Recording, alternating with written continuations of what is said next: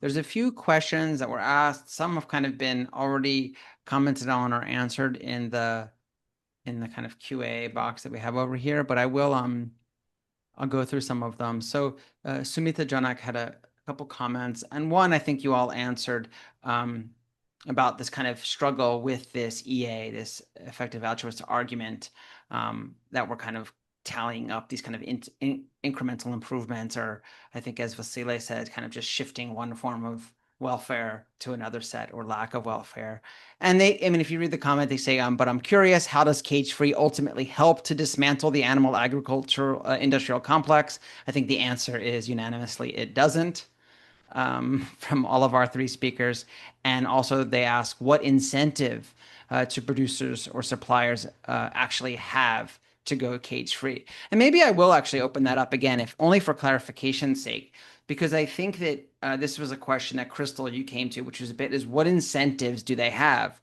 But I feel like your presentation was like, that's actually not even the right question, because they might have incentives to do it, but they're not the kind of incentives we want to support.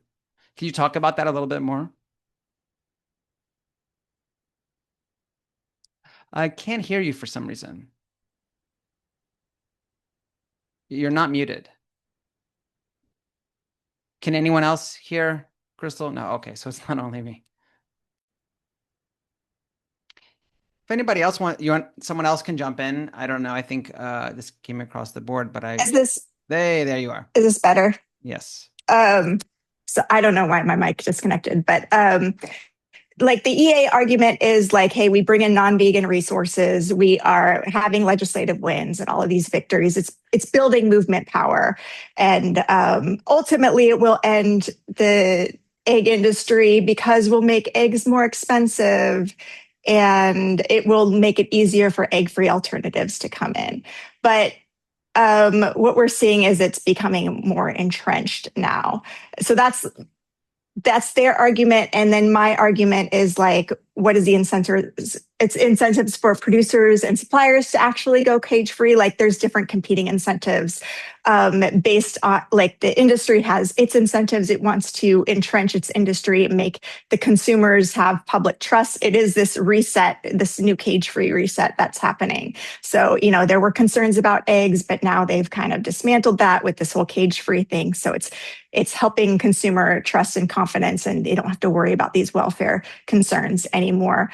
But so that's why they're moving that way, because consumers feel better about it. But ultimately, it does lead to more profits for them. So I think all of these things should make us activists very concerned. No, I agree. And I think that you framed it really nicely in your talk about how maybe we take a step back when we're asking, like, should we even be moving in that direction to begin with? Not how do we get people to make these changes? Because the industry will always reframe, right? Will always reframe, reword, re-narrativize in a way that presents it as kind of maybe even their own idea or what they've been doing all along, but based on new data, right? They've realized X, Y, and Z. So similarly, and I know you talked about it as well, Crystal, Vasila, you did as well. So if you want to maybe clarify here, there was a bit of talk about this engineering of animals who don't feel pain, and how this right, this was in the comments as well, about the ways in which we're trying to say move in other directions. Well, if we're concerned about the welfare of animals, what if we just like develop animals that don't have these sensitivities? Like I just, when I hear that kind of stuff, I do feel like we're in this bizarro world of like, how is this actually what we're discussing right now? But I'm curious of what the state of that might be from the industry's position at this point in time. I mean, yeah, like Yeah. I mentioned, somebody asked about Temple Grandin because she was trying to breed pigs that did not feel sad, but that assumption was based on a lot of faulty premises. She believed that if pigs put their heads to get a treat, that meant that those pigs did not suffer. And I would just argue that those pigs were more highly food motivated and willing to undergo suffering in order to get that treat. She also says, well, we should not breed those lineages of pigs that go berserk in the gas chamber. That's because that's a sign of suffering. But I'd argue that just because a pig doesn't go berserk does not mean that they are not suffering either. So I think we also lead to we're trying to anthropomorphize animals in that way, and we do it in a way to make ourselves feel good about what we're doing. And we're breeding animals who seem to like not react, who are very compliant.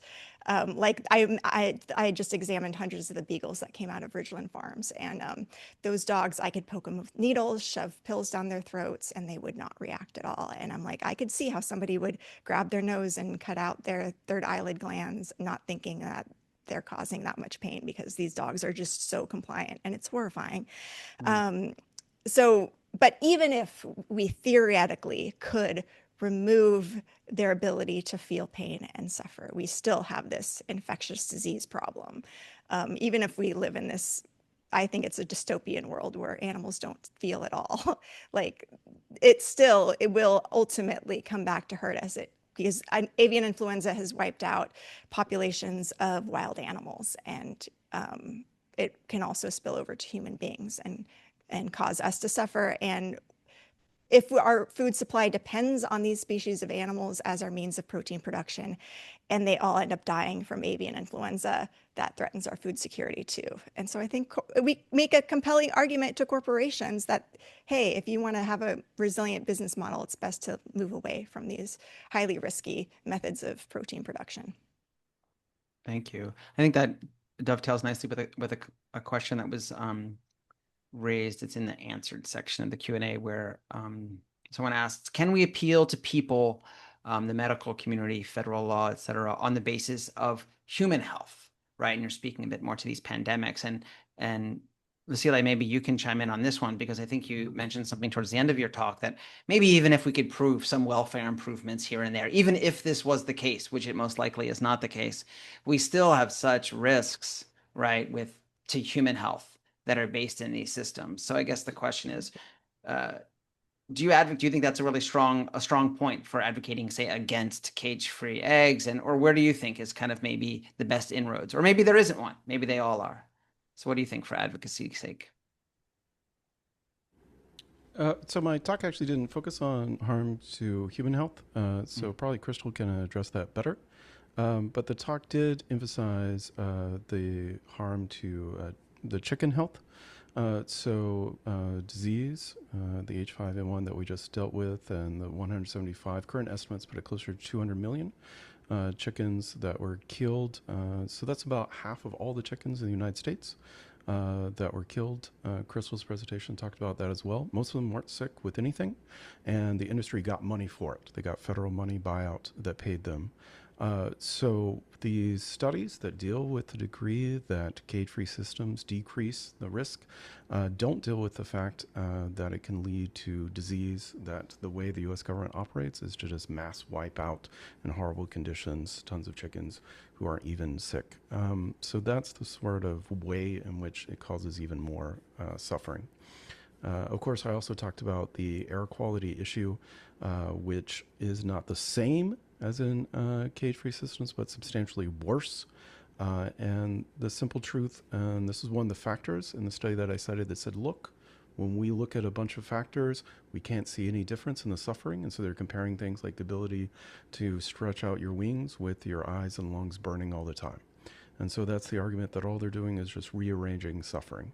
Even if you can increase your wingspan a little bit, if you're in constant pain because of the amount of ammonium that's there, fecal matter and particulate matter, who cares? The actual suffering isn't getting any better, and since we're growing the industry, the amount of suffering is getting worse. I'm sure there's an argument to be made about humans, but my focus is on the animals in the presentation, and so the argument is it's just a net loss for the animals, even if we buy a totally utilitarian system. Yes, my apologies for that. I guess I was referring maybe to pandemics and illness that affect animals and then typically have kind of some kind of spillover effect, but that is correct. Let me keep going here. Um, so there is a question from Leah Wilburn that says, I feel like it's rhetorical, but it says, can we please start a coalition to challenge animal advocacy priorities, aka the dominance of effective altruism and its overall perpetuating animal exploitation and slowing progress? So maybe I'll frame it in a way that I was curious about, right? So we have other Not PETA, but we have other orgs. And so also maybe Amber, this is up your alley. But we do know that cage-free campaigns are still being promoted by HSUS, the Humane League, Mercy for Animals, at least the last time that I checked. And I'm kind of just curious, like what's given the after issuing the white paper and the current lay of the land, maybe you can give us a little bit of insider information of what's happening right now, what it's like. Is there going to be a sea change, or is there a little bit of a tete-a-tete at the moment? Yeah, PETA has been engaging on this issue, quite heavily since the beginning of this year with other animal advocates and organizations. A big part of it is that funding issue, that a lot of money is going in earmarked specifically for welfare campaigns, particularly cage-free. But have had some really encouraging conversations with people who have started to change their minds, especially after learning some of the specifics of what cage-free actually does mean for the hens. But it is a very much a twofold thing, because even if advocates maybe don't feel it so much in their hearts that cage-free is the way to go, and they would rather be advocating for actually freeing these animals from being used for eggs and meat and wool and feathers and everything, that we do need to address the fact that a lot of the funding is still earmarked for that way, and we are trudging on that as well. And while I have you here, and then if anyone else wants to chime in, I think what might be helpful for our audience as well is that I think there is a sense, like you stated, that advocates want to be involved in something and winnable campaigns, right? And they view, if only instinctually, that something like cage-free is more winnable. And they're not thinking about the effects, right, or what it does long term, but things more winnable. But as you've been involved in, say, foie gras campaigns, these are also campaigns that can be local and winnable, and they don't come oftentimes with the same drawbacks. And so I don't know if you want to speak a little bit to that difference, right? There's say mass abolition campaigns, there's welfare campaigns, but then there's also these more local, say, single issue campaigns that still can be in the current towards abolition, where welfare doesn't seem to be doing that. So maybe if you want to help people understand, because you've been involved in both, what might be the benefits of something like a quote unquote single issue campaign, as opposed to these kind of welfare campaigns. Yeah, I mean, general vegan advocacy is so tough, right? Because oftentimes you interact with an individual or maybe a large group of people, you give a talk to 50 people or something like that, or do a screening or whatever other like general animal liberation or vegan advocacy. And those people kind of go back out in the world, and you don't really feel that victory, even if a bunch of them maybe did go vegan or became animal advocates. So I think that is maybe an us problem, that we aren't getting and aren't going to be able to get that validation of knowing what kind of difference we necessarily made, from that advocacy. So I think that is one part of it. That being said, victories and targeted campaigns, those feel good. Those are my bread and butter as well, vegan butter, by the way. But there are so many opportunities, and I think so much more creativity that us as advocates can have to pick out some more campaigns that can be winnable and have winnable benchmarks, that aren't ultimately ending up with these animals being in a very similar situation to what they were purportedly, getting out of, which is again this cage-free system, which is still leaving them with the vast majority of the suffering that they were enduring in the first place. So Great. I don't know if my Does anyone else have co-panelists would like thoughts to on? weigh in. Yeah, anyone else on this panel want to jump in? Sure, I'll just jump in briefly. So that is the main point and the framing of my talk, is that people are fighting for these campaigns because they believe it is a win. They want wins, and they want to be able to show wins for a host of different reasons. Personal belief, feeling good, making change, funders, all these reasons we've talked about. But cage-free campaigns are not winning. So if you take the most basic standard you can think of, the beginning of the cage-free campaign, so that started around 2006, and you would assume what would a basis be? What I was talking to this one person, and I would say, what would convince you that cage-free campaigns had not worked? What would a falsibility be? What would prove that it didn't work? And she said, well, if we weren't decreasing the number of chickens in battery cages. And I said, you haven't. And she said, well, that doesn't matter. So if there is no falsibility, if it just always proves itself, then that's not an experiment, but it's a belief system. Since 2006, the number of chickens in battery cages has steadily grown. Today, there's more chickens in battery cages than there were hens in 2006. So failure is being repackaged as wins. Sure, they can get companies to pledge to phase in eggs. Some of them probably won't do it.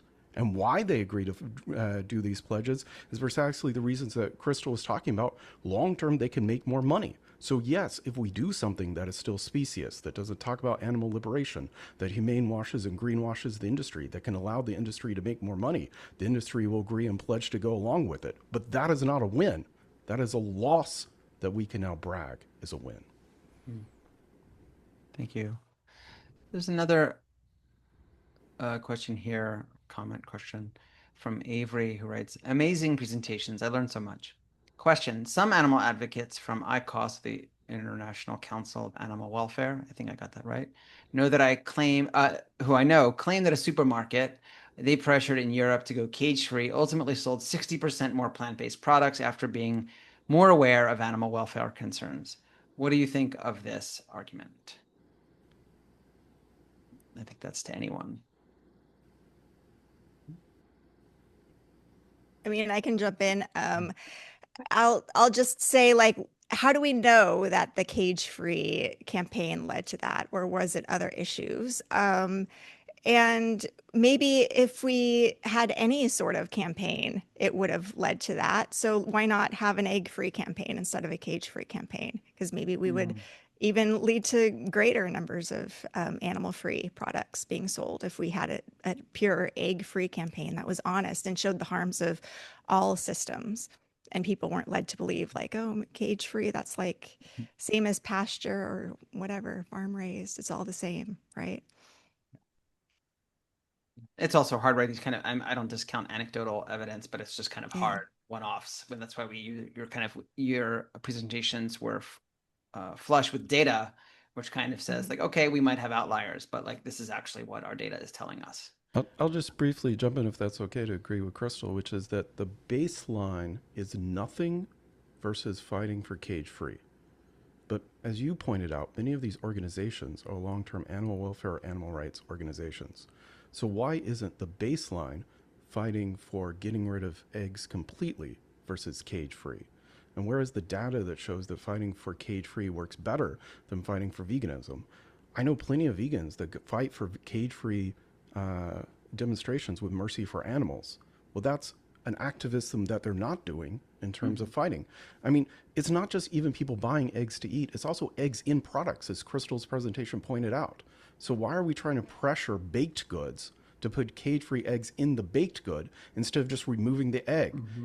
Isn't the same amount of effort to get them to go cage-free equal to what it would take to get them to remove the eggs altogether? Or even if half as many did, since that suffering is now zero, isn't that still way better? So, that's the sort of baseline we can do. And what I can say as a scholar is I've now read over 100 studies about cage-free eggs. Now, that is not all the studies, and there may be studies that I haven't read. But of the 100 studies that I have read, all the studies I found, and I found 7, say that humane washes the industry.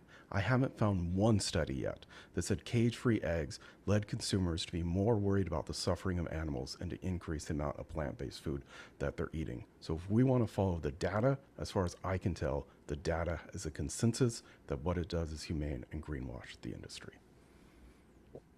Thank you. We're running out of time. I know we do take like a 40-minute break, but if we'll indulge my question and then we'll take a break. So I come from more of a background in philosophy and religious studies. So when I kind of zoom out a little bit, especially as Amber started talking, I think about a lot, one aspect of how much, and the kind of this notion of the cage has just become this like symbol that seems like it is the most important intervention, right? Like what we need to do is get chickens out of these cages, even though they're just in like one larger cage, right? There's just more of them in one larger cage. And I'm just curious how much that seems to be this just like recurrent symbol and maybe what anyone thinks about that. And the second one is I really appreciated, Amber, how you brought up that we're constantly concerned with welfare issues from the outside, like spreading wings or things that like look really bad. But these issues of chronic pain, as someone who's had chronic pain and know tons of people with chronic pain, like when you have chronic pain, you probably don't care whether you're in a cage or not, right? From other issues. You know, when you have like a debilitating migraine, the question is like, are you in a bedroom, or if there was no walls in your house, would it really make a difference? Right. And so I guess I'm kind of curious about your thoughts about how, like, even data aside, we seem to be infatuated with these specific symbols of oppression, which don't often map to the intensity of the experiences of the animals oppressed themselves. So it's not really a question, but I'm curious if this is something that has entered into these topics for you. Yeah, I mean, I can address that as a cruelty investigator. Is sometimes I document or I witness things where I can see how much that animal is suffering. Maybe because I'm more familiar with that species, especially species of animals like chickens, who, because of the fact that they are prey animals, they will hide their pain, they will mask their pain. They don't have movable faces in ways that maybe the average person can recognize signs of pain. Um, and I think it is natural and strategic in many ways to use these more visible forms or even symbolic forms of suffering to help advocate for animals to the general public that maybe aren't as fluent as somebody who knows these animals so well that just by looking at a slight change of their behavior or their posture or the color of their combs can tell you a lot about their well-being. But for the public, they need to see bones sticking out or blood or something like that to really understand the extent of suffering. So I get it. And PETA uses these images when we can capture them to their fullest extent to advocate for these animals.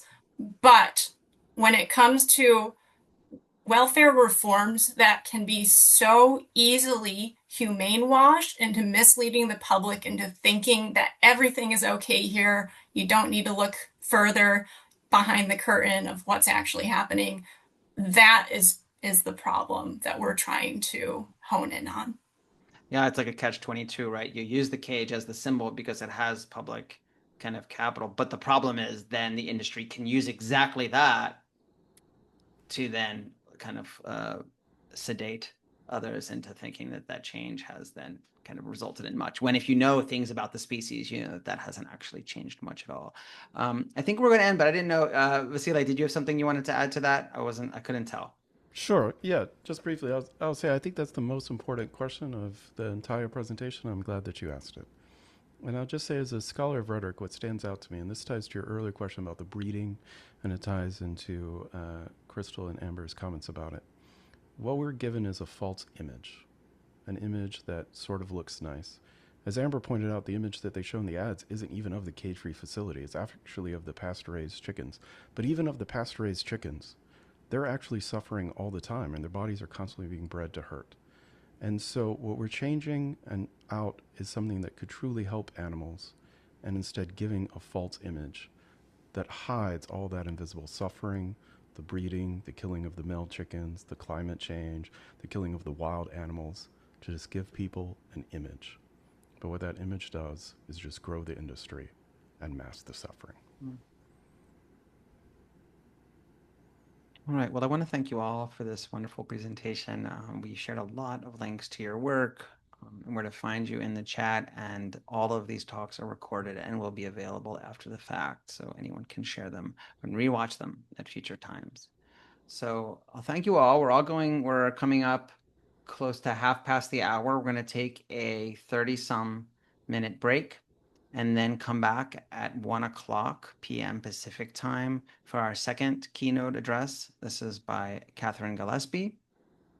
and then we will have 2 more panels in the afternoon. So once again, thank you all, and hopefully I will see many of you in 30 minutes.